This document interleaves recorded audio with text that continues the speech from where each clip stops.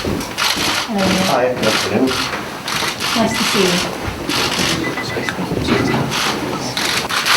I've been in football management now 40 years I think now, and it's by far the most difficult week in my career by an absolute mile.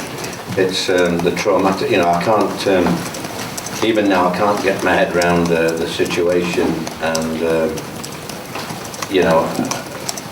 when I look at Ramino and the family, etc., etc., I think it's such a difficult time. I think you've got to, I keep looking at my own children and thinking what I would be doing now as well. So it's a very traumatic for area, but my sympathies are with them. I think the family has been fantastic, and a massive plus to our fans and Nantes fans. I think they've been amazing as well. So a big thank you to all the fans as well. And from our point of view here, I think really it's just as well we have a game tomorrow, whoever it's against, and to start getting back, because it's been, I've never seen it, to say the lads never met Emiliano. He came to the training ground last Friday afternoon before we set off to Newcastle, and I had a few words with him then, but it's been in a somber mood all week. I've never, like I say, from a personal point of view, I've never experienced anything like it, and it's been amazing how they knock on with the players, in training as well. So it's unknown territory, I think. That's how I would say it, because things like this just don't happen, or you don't think they happen. And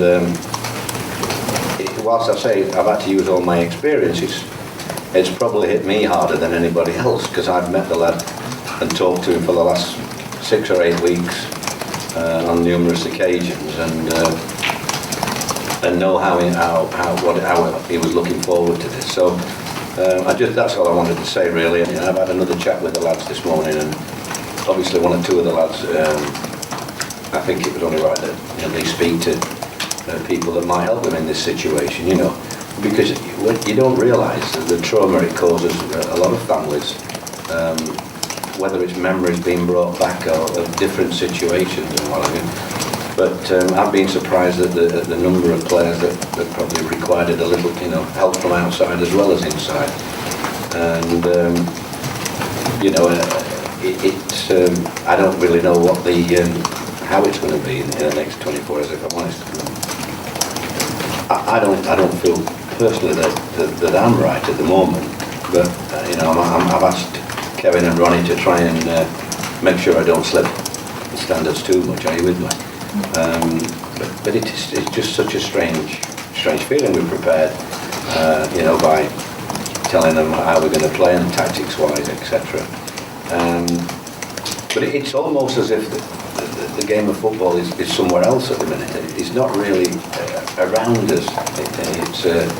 It's a surreal thing at the moment, and I can't tell you how that will change. I do keep thinking back when I did say to him, why don't you come to Newcastle and watch the lads play tomorrow and have a look, and not asking yourself should I have made him come, because it's all right after the event, isn't it? But he wanted to go back and see his teammates and family and get his belongings for the following week. So that's what happened. But we just thanked him and off we went. If that was my boy, I'd want to be looking for another week. Even beyond that if I could. While there's hope, I think you've got to respect the family. They're a lovely family as well. So it's I can understand all that and all the difficulties that they're going through. In an ideal world, would you have preferred that you didn't have to have this game? Well, in an ideal world, I don't think I'd like another game at all. How I feel at the minute. I think football is important, but I think it does open up a lot more when tragedy like this happens. And so I don't know how to answer your question really. I just don't. If I want to keep being a football manager, I think nearly 24 hours a day last week. Yeah, I think it'd be true to say. And even as I sit here now, I think that would be because there's more important things, isn't there, really?